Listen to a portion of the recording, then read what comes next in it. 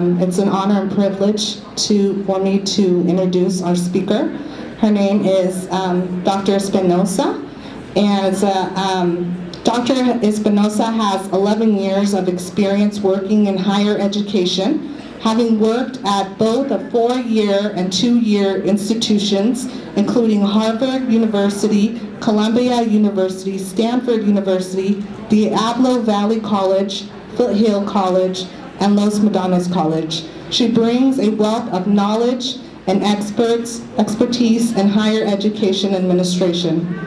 Born and raised in Southern California, she moved to San Francisco Bay Area to attend Diablo Valley College to earn an associate in liberal arts. She then transferred to UC Berkeley to earn her bachelor's in women's studies. After that, she attended Columbia University in New York City to complete her master's degree in student personnel administration. Most recently, she completed her doctorate in educational leadership and concentration in community college leadership from California State University, Fullerton. Currently, she is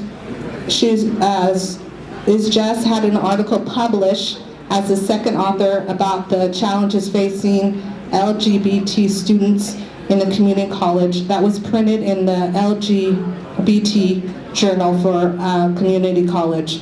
She's very excited to be the new dean for the School of Human Performance and Development at Solano College. Thank you. Here is Dr. Espinosa. Experience. I grew up very poor, very humble.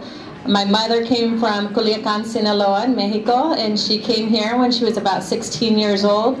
Didn't speak English, no education, came by herself with a coyote, and her sister came as well. But not a big foundation for her to learn in order for her to be successful. So she went straight into work as a domestic helper, working, cleaning houses, doing whatever work she can do. And that's how she met my father. My father was 100% Polish, from the East Coast, and he was a lawyer in law school. So we saw them come together and build a big family. There's 5 kids in the family. And they really stressed the importance of education and the importance of where you come from. For me growing up, knowing who I am, knowing where my roots are, knowing my heritage has been a source of strength.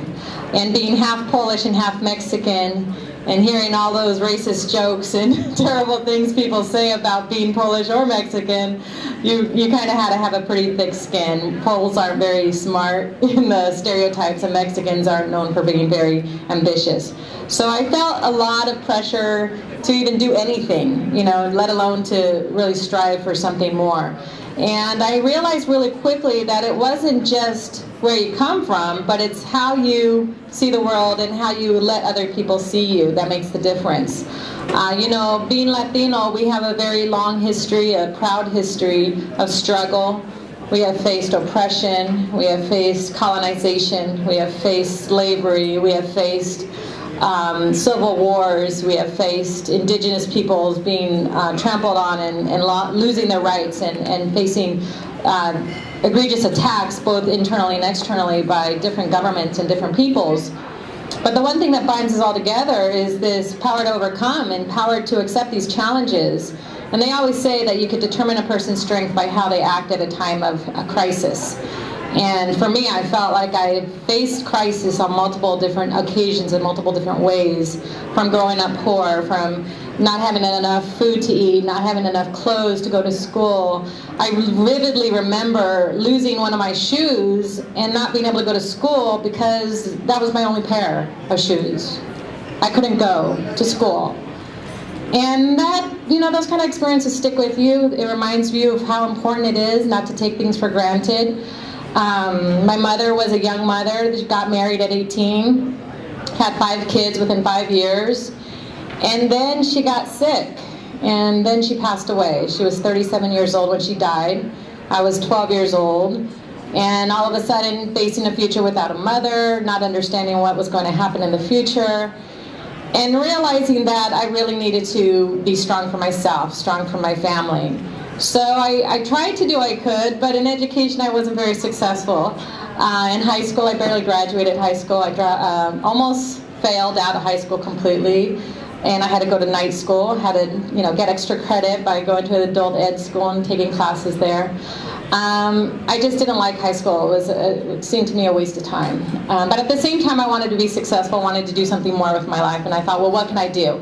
So I went to a community college, and I came up here. I left Southern California to go to DVC, which is right across the bay, and that's where I got my first start in community college. And when I went there, I didn't feel like I shouldn't be there. I felt like it was the perfect place for me because I considered community college a second chance.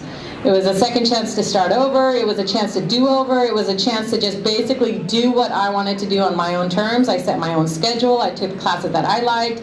I didn't have to go to school at 8 o'clock in the morning if I didn't want to. And I realized that I liked learning. I liked education. I liked testing myself and challenging myself.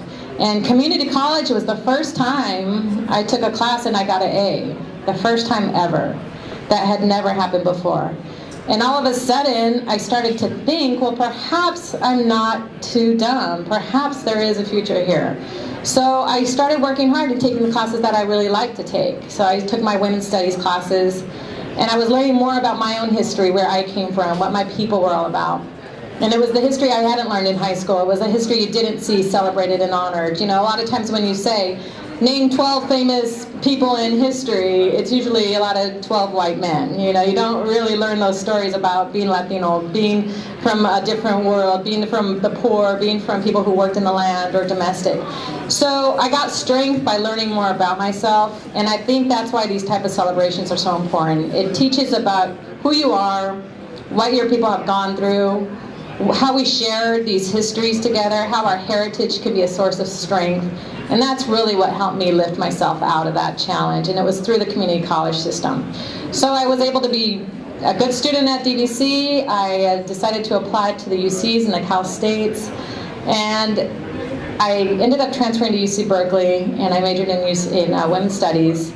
And it wasn't an easy thing. It was a lot of work. And it wasn't like just a piece of cake to do this application. Even applying to the UC scared the hell out of me. I was so scared to apply. I thought there's no way I'm going to get in. I don't have 4.0 grade point average. I don't have all A's. I think my GPA was like a 3.0. It wasn't that high. I wasn't in honors. I wasn't in clubs. I wasn't a president of anything. But at the same time, I thought, you know what, if my grades are even just a little bit good enough to get in, I'm going to apply and see what happens. And I remember I didn't have enough money for the college application. It cost $55 to apply to the UCs, and I didn't have $55. But one day I was walking by the transfer center, and there was a rep from UC Santa Cruz, and I remember he asked me, he said, why don't you apply to the UC system? And I said, well, I don't have the money. It costs $55 just to apply to one school. And what if I don't get in? I don't want to waste $55. And he said, well, how many kids are in your family? And I said, well, there's 5 kids. And he said, well, how much money do your parents make? And I said, well, my mom passed. I just have my dad. He makes, $20,000 a year. And he said, well, you can qualify for this fee waiver. And he gave me this little certificate. And he said, here you go. This certificate lets you apply to 4 UCs free of charge. And I was like, oh my gosh, like that ticket was the golden ticket, I was like, wow, with this thing, I can apply to the UCs and I have a chance of getting in? I couldn't believe it. So I applied to the UCs, but I also applied to San Francisco State. That was my backup. And I applied to UC Berkeley, UC Santa Cruz, UC San Diego, I think UC Davis, and San Francisco State. And I got in to all of them. I got these letters, and it was like, congratulations, you got into Santa Cruz. Congratulations, you got into Berkeley. And I really couldn't believe it. And I still have the letter I got because that was the first letter I got where it said, you can do that. Yeah, come on down, we want you. So it made me see that I could do this. Even though, I didn't have a mom, I didn't have money, I didn't have somebody paving the way, I was doing it on my own. But it made me realize, if I believe in myself, I can do this. So it made that much of a difference. And after that, I was like, community colleges are the best. This is the best place to be. Gives you a second chance. Anybody can be successful. I mean, if I can make it, anybody can make it. And I really do feel that way. So it's such an honor to be here at this type of event because I get to see our students, talk about beautiful community college system, and encourage you, hopefully, to believe in yourself and to see yourself as somebody who can make a difference and to just put yourself out there. You never know what's going to happen unless you try. After I went to Berkeley, I transferred there. My classes, they prepared me. I really did well. I got my B's and A's over there. I didn't have a GPA that was that high. I mean, I graduated probably with a 3.2 GPA at Berkeley, but it was pretty much the same as it was here. And I always tell transfer students, whatever your GPA here is at the community college, it's probably going to be about the same there later on. And I ended up going into educational research, and the research pretty much says exactly the same thing too. I did my doctoral dissertation on community college transfer students, and I studied what is the choice mechanism students use when they're applying to the UCs and the Cal States. And the research backs it up. How you do at the community college really is how you're going to do at the UCs and Cal States. As a matter of fact, once I started focusing on the transfer side of things, I realized that the Cal State system actually depends on community college transfer students so much. 66% of the students who graduate from a Cal State university started at the community college. And at the UC system, over 30% of students who graduate from a UC started at the community college system. So our college system is set up for students to transfer, set up for students to graduate and go on to graduate school, and then to come back and become professors and administrators and help other students through this pipeline. So after Berkeley, I decided to get my master's in higher education. I already knew at that point I wanted to work at a community college. I already knew that was my career pathway.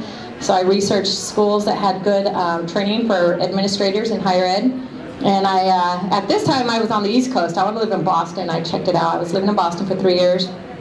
Worked at Harvard University. That was a lot of fun because I just couldn't get over the fact that I was working at Harvard University and my orientation was at the faculty club in Harvard, and we had like linen and silverware and the history of Harvard. I mean, that school opened in 1636. It's the oldest school in the United States, and I was working there. I couldn't believe it. I had my stationery, my business card, and I was loving life. But then I thought, it's time for me to go to graduate school. And I wanted to live in New York City, so I applied to NYU and to Columbia University.